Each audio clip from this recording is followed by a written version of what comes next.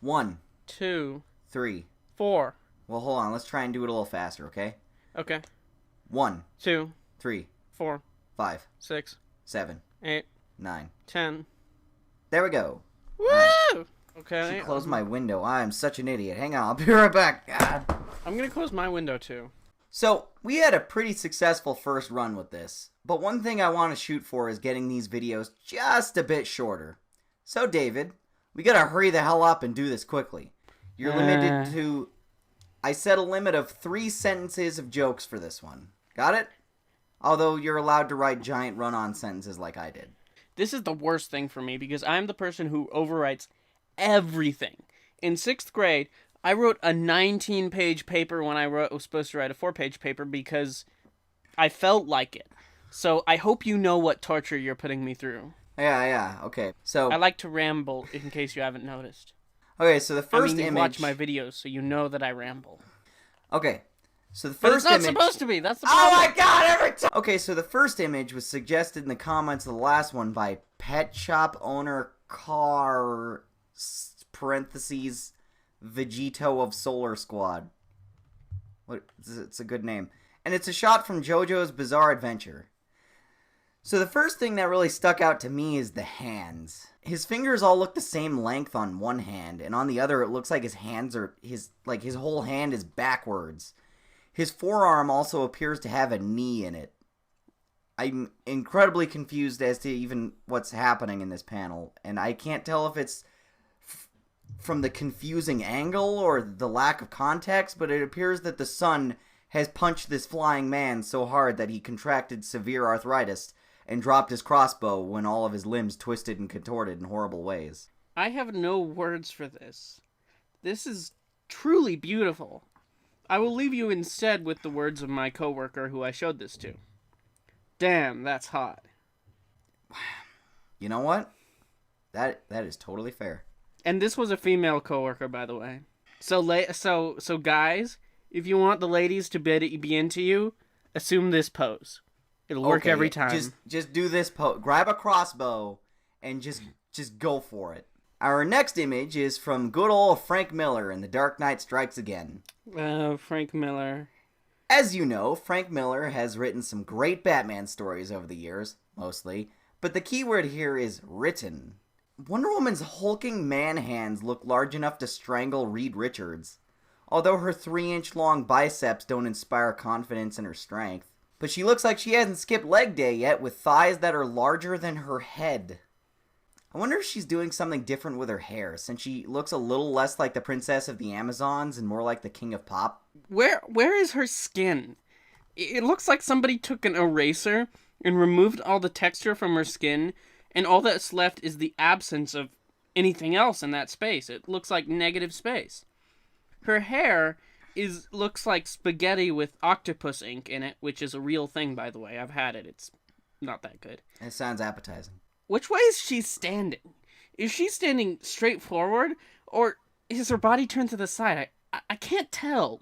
It's kind of both-ish. Like... This is what happens when you have no texture in your body. The shadows tell you where your body is positioned, but with an absence of anything, it looks like a doodle. Frank Miller, you're better than this. This next one was suggested by Julianator9, in which we see Superman get really passionate about whatever is happening to Lois. I wish I had seen the name of the book and the artist so I could at least go find it and get a little context for what is happening here. I don't know where to begin with that face, so I'll just talk about the fact that his neck is so meaty and muscular that it's thicker than his entire skull. His face also looks like it's very flat and doesn't look like wrinkles in his face so much as just numerous scars. There are 2 things wrong with this picture. First, Superman's expression is the most meme-worthy comic book thing since I'm the goddamn Batman. Secondly, of course, his neck is way too thick. So what I'm saying is that Superman's head looks like a penis. Yeah, okay. Yeah, that's fair. Now, here's one I found while reading Amazing Spider-Man number 328. It's around the time Spider-Man got the Enigma Force and became the Cosmic Spider-Man.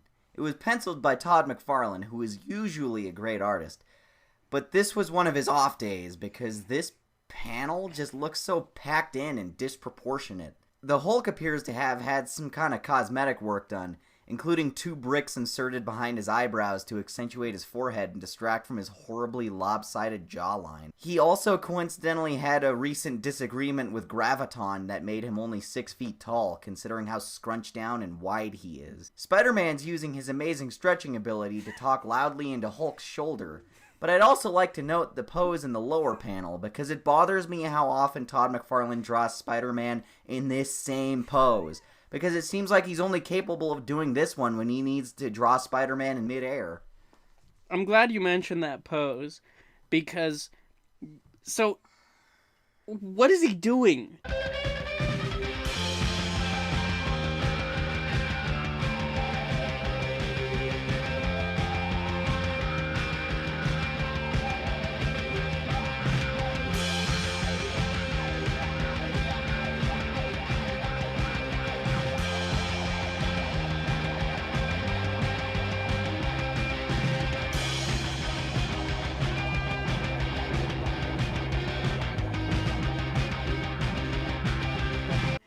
What does that make? What is he wanting to do?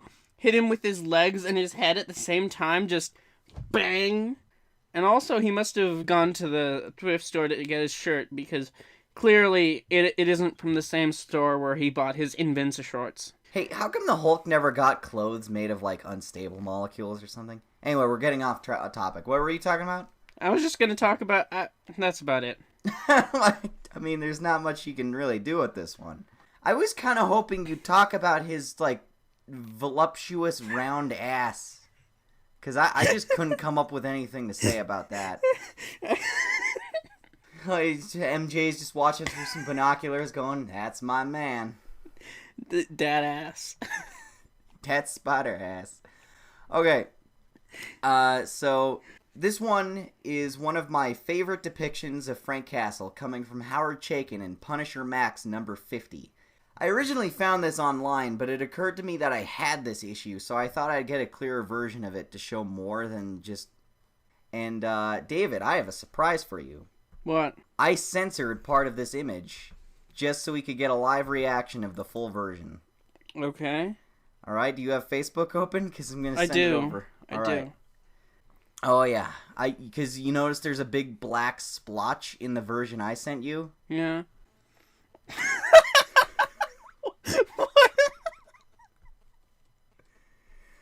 Who is this person? Boy, am I glad I did that, because now we can look at this man's gorgeous visage as he stares upward with hope at the nearest chandelier, wishing he, too, could attempt to cup Frank Castle's groin and live to tell the tale. I'd also like to mention this man's horrible scoliosis, because his back appears to curve just below his ribcage and nowhere else. And do we have to point out how much Frank Castle looks like Hank Hill?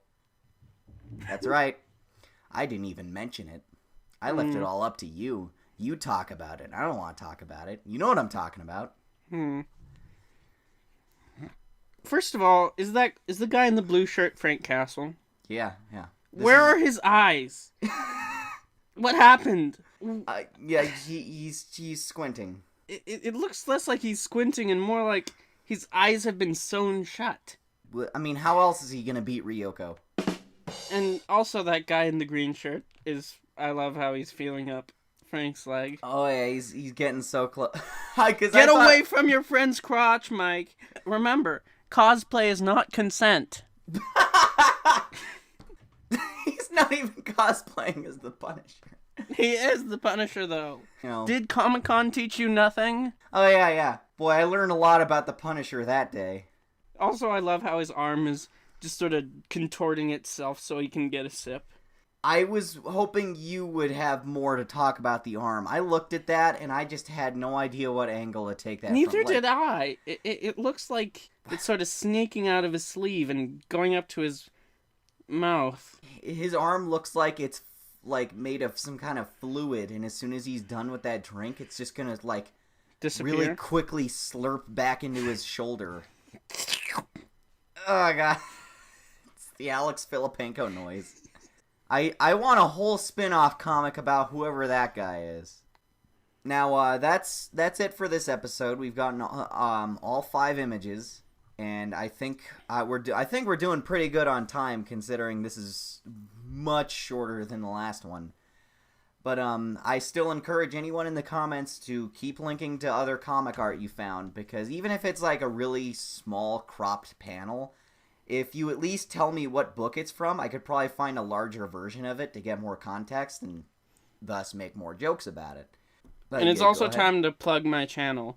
Oh, Remember, subscribe to Davidian Productions as well if you want to see more of me telling you why I'm better than everyone else and why I have the best opinions in the world. Unfortunately, my computer is conked out right now, so you won't be seeing new videos for I don't know how long. But go ahead and check out my library. I'm sure you'll find something that you like. And